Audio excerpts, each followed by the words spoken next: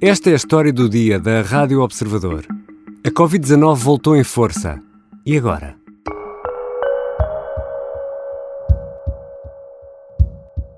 Poderá fazer, designadamente numa outra altura, em termos de sazonalidade da infecção. Neste momento, aquilo em que estamos a apostar em termos de trabalho é a prescrição através da linha de saúde 24. A Ministra da Saúde não avança com a reposição dos testes gratuitos. Apesar do aumento de casos de Covid-19, que vão continuar a subir, o Governo recomenda o recurso aos autotestes, que diz serem fiáveis. Quanto ao regresso das máscaras, para já também não. E nós sabemos que a pandemia não acabou e que podemos ter que guardar medidas para momentos mais difíceis. A questão é se este momento será um momento que se torna mais difícil ou se o conseguiremos vencer. A nossa aposta é proteger os mais vulneráveis. O que é que fazemos para isso? Vacinação. Em quem? Nos mais vulneráveis. O que é que pedimos às pessoas? Que se protejam e que protejam os mais vulneráveis.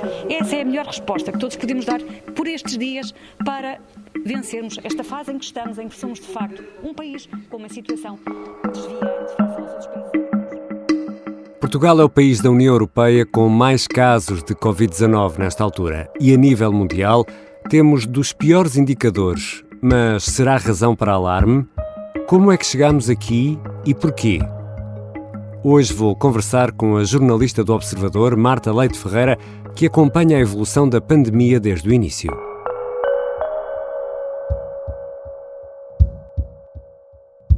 Bem-vinda, Marta. Obrigada, Ricardo. Já chegamos àquela fase em que podemos perguntar quem é que ainda não teve Covid? Até há uma expressão para esse tipo de pessoas, são covirgins. Em estrangeiro. É, em estrangeiro. Agora a fase em que estamos não é bem essa, é mais de perguntar quem é que ainda não teve Covid outra vez. Porque nesta altura já se registaram mais de 4 milhões de casos em Portugal.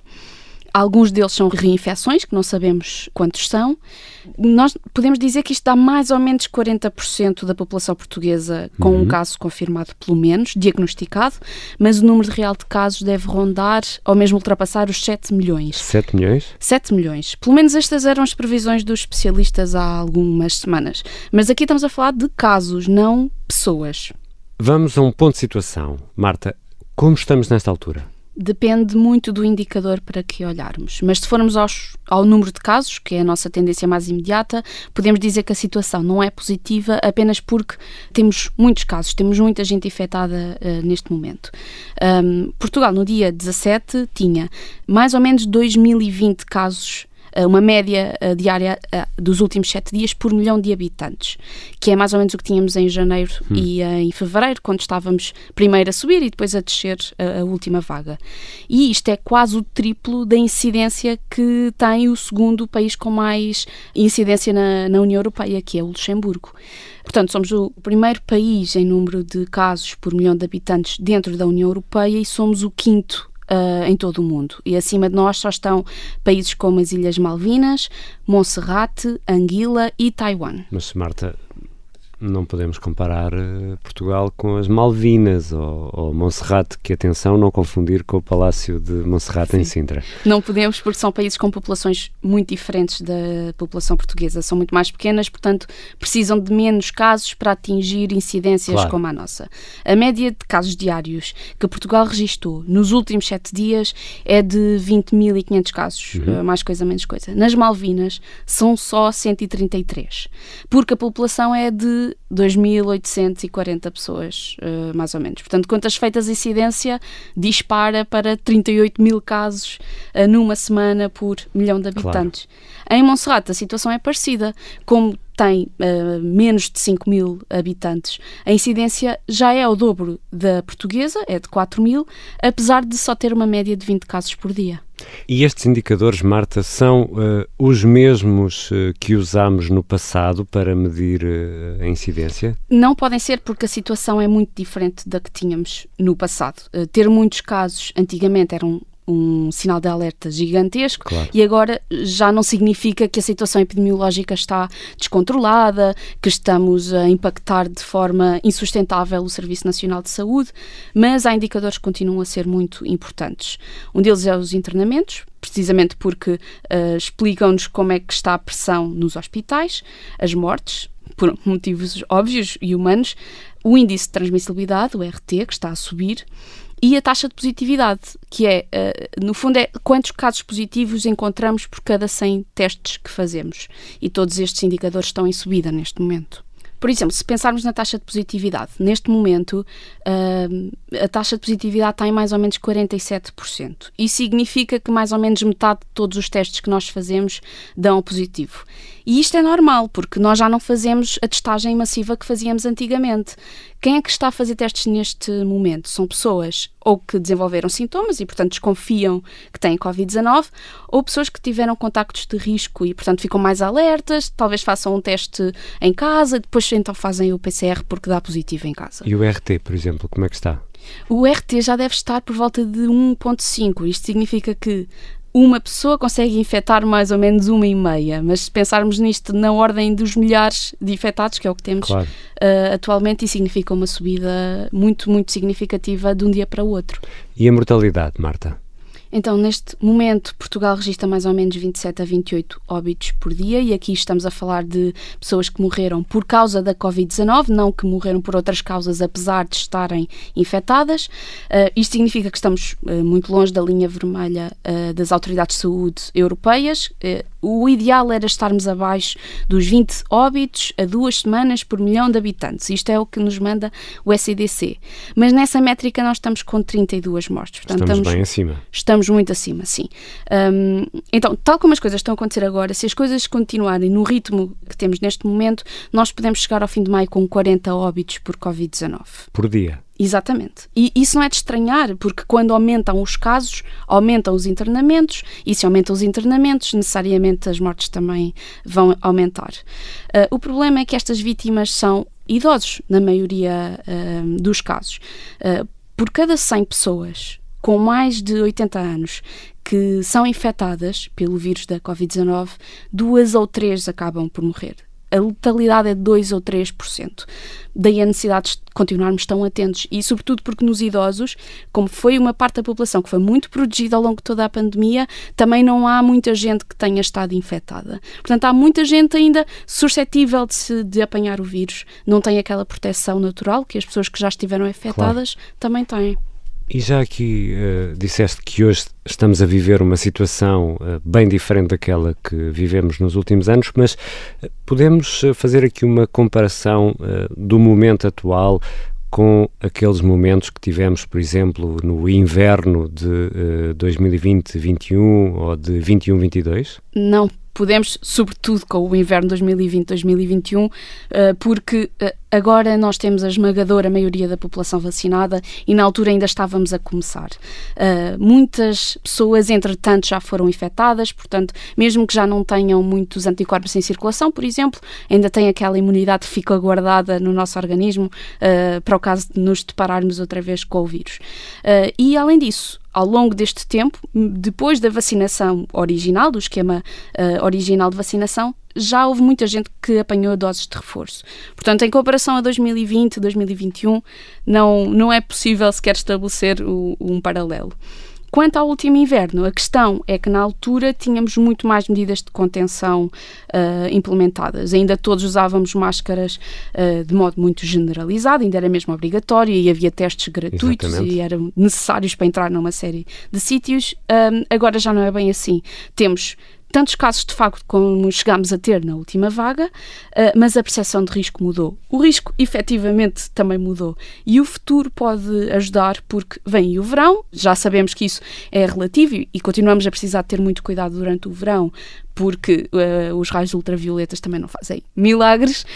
Dão uma ajuda a destruir a proteína do vírus, não é? É só mais uma camada de proteção com que podemos contar, mas também porque começou a distribuição da quarta dose, que é ou seja, é a segunda dose de reforço e, portanto, haverá mais gente, sobretudo as pessoas mais fragilizadas, que podem contar com um boost de proteção nos próximos meses. Há aqui um ponto fundamental nisto tudo e já deste um toque nesta questão, mas queria ouvir-te sobre isto. Como é que está a capacidade de resposta dos hospitais, que é um ponto fundamental para saber como organizamos a nossa vida e como protegemos os hospitais, não é? Sim, aliás, essa foi toda a estratégia de Portugal ao longo da pandemia. E neste caso Portugal está a várias velocidades. Por exemplo, a região do centro está muito mais tranquila do que o norte, que é a região que mais preocupações causa e onde a capacidade máxima instalada já esgotou em alguns hospitais. E isto não significa que a situação esteja realmente descontrolada, porque isto só significa que as camas que atualmente estavam reservadas para pessoas que estavam infectadas já estão ocupadas em muitos destes hospitais. Mas ainda há margem para aumentar esse número, portanto, os hospitais ainda conseguem receber algumas pessoas. Por exemplo, o São João, na terça-feira, tinha 90% dos cuidados intensivos para pessoas infectadas preenchida. Mas o maior problema é que as urgências estão a ficar entupidas e há um surto entre os profissionais de saúde com 200 pessoas infectadas. Portanto, há menos gente para ajudar quem chega doente. Os próprios profissionais estão a ser afetados. Exatamente, sim. E isso foi um alerta que o Dr. Nelson Pereira, que é o diretor de Urgência e Medicina Intensiva do São João, disse que o plano de contingência podia ter de aumentar o nível, porque o hospital está no limite, a níveis mesmo sem precedentes, e é preciso preparar para o pior cenário. Quando a gestão diária, como está a acontecer nos últimos dias, está a ser feita ao limite e ao doente individual, nós estamos a chegar às 8 da manhã de cada dia sem nenhuma vaga no hospital. Neste momento implica, obviamente, prepararmos para o que vem a seguir. Há uma coisa que tranquiliza os peritos e as autoridades de saúde, de forma geral, que é o facto de grande parte das pessoas que chegam aos hospitais só vai para a ala Covid porque está infectada. Ou seja, chega com outras doenças que nada têm a ver com a Covid-19, mas como estão infectadas, precisam de estar em isolamento, vão para as alas Covid. Portanto, a Covid-19 em si, a doença, não está a causar a pressão que antigamente víamos nos hospitais. Marta, e porquê este crescimento agora? As pessoas estão vacinadas, algumas já tiveram a doença. Porquê agora esta explosão? Olha, Ricardo, não sei se já ouviste falar da regra do 30-30-30. A dos incêndios? Exatamente. A Proteção Civil diz que nos dias em que há ventos a mais de 30 km por hora, temperaturas acima de 30 graus e umidade abaixo dos 30%, é quase certo que pode haver um incêndio com proporções preocupantes. E, no fundo, o que aconteceu em Portugal foi um 30-30-30 epidemiológico. Porque aconteceu muita coisa que deu carta branca ao vírus para circular quase livremente. Retirámos as medidas de contenção, como a máscara, que deixou de ser obrigatória na maior parte dos sítios, os testes deixaram de ser gratuitos, portanto as pessoas também têm menos tendência a testar-se. Entretanto, aparece a sublinhagem BA5 da variante Omicron, que é muito melhor a causar infecções. Ela já estava em subida em Portugal e depois isto tudo aconteceu numa altura em que a percepção de risco começou a diminuir. Depois vieram as festas, os convívios, veio a Páscoa, que foi a oportunidade para muitas famílias de se reunirem novamente. Exatamente. O feriado 25 de Abril, que também proporcionou muitas festividades, e o resultado é o que está à vista. Mas esta variante BA5 é mais contagiosa? Então, a sublinhagem BA5 tem duas mutações num sítio que é muito importante. É aquele que o vírus utiliza para se ligar às células. E quando estas mutações acontecem, a estrutura dessa proteína que o vírus usa para entrar nas células muda.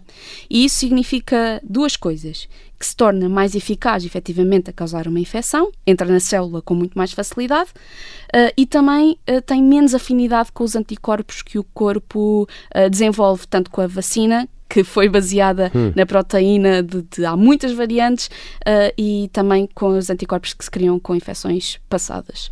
Portanto, sim. Se imaginarmos a figura do vírus, que já todos conhecemos, sim, estás a falar do espigão. Exatamente. É através daquele espigão que o vírus depois se consegue ligar à célula e entrar. Sim, nós no início da pandemia dizíamos que é como se o vírus tivesse uma chave que se liga a uma fechadura que há na célula, na membrana da célula. E é mesmo isso, é mesmo essa chave que mudou um bocadinho e agora cabe melhor na fechadura da célula.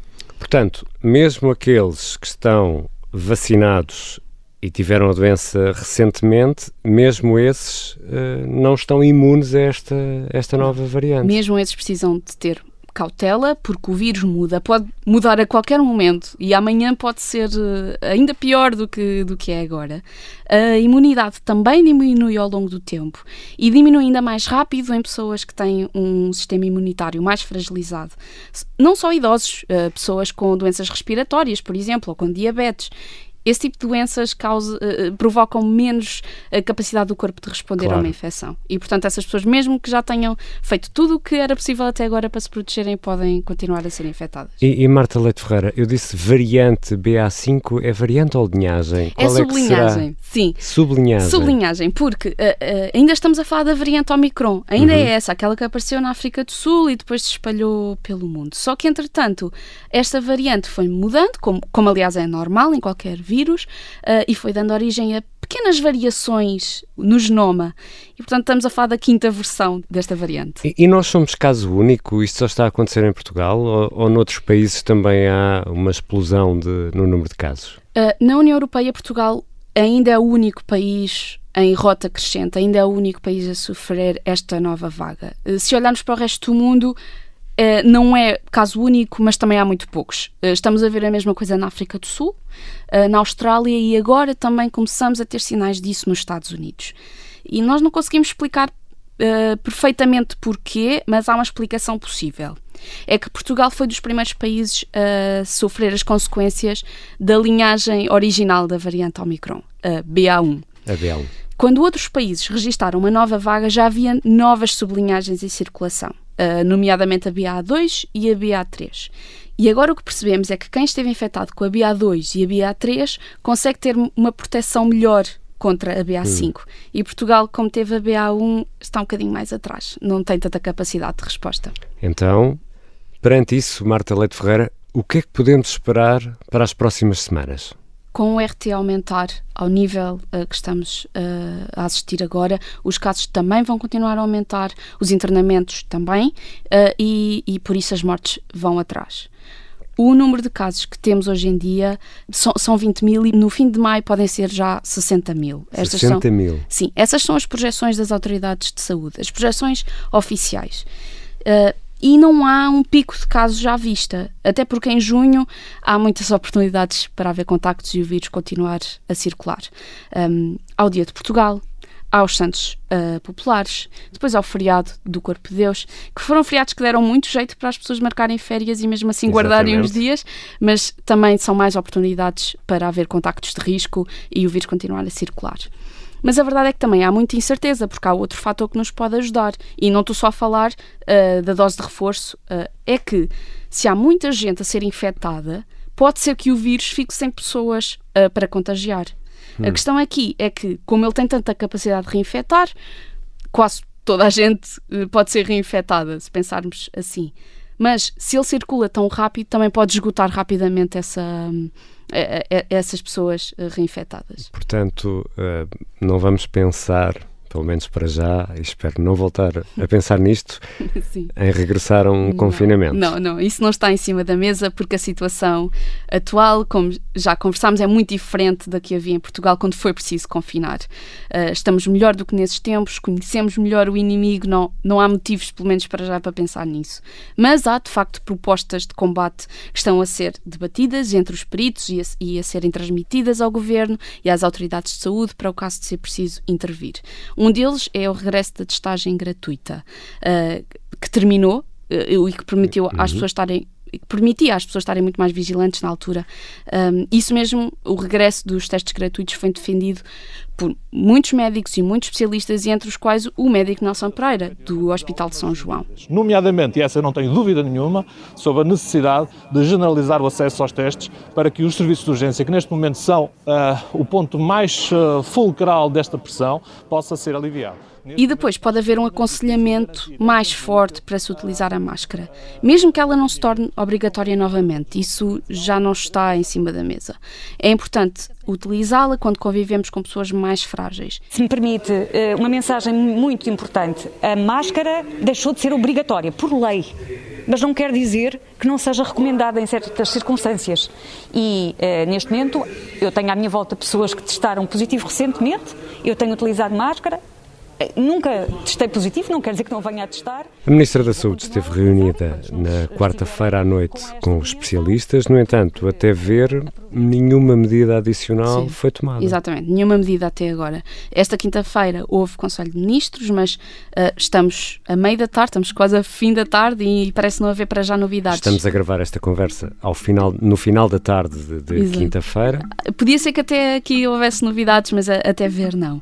E a DGS também podia dizer alguma coisa em relação a isto, por exemplo, é a DGS que se poderia pronunciar sobre a utilização de máscaras, também ainda não disse nada. Portanto, a esta hora as coisas continuam exatamente como estavam há uma semana. Com os números a subir. Com os números a subir. Obrigado, Marta. Obrigada, Ricardo.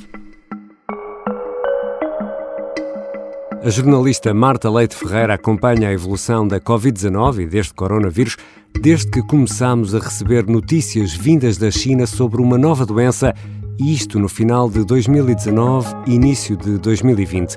É uma das jornalistas do Observador que dá especial atenção aos temas de ciência. Esta foi a história do dia. A sonoplastia é do Diogo Casinha, a música do genérico do João Ribeiro. Eu sou o Ricardo Conceição. Até segunda.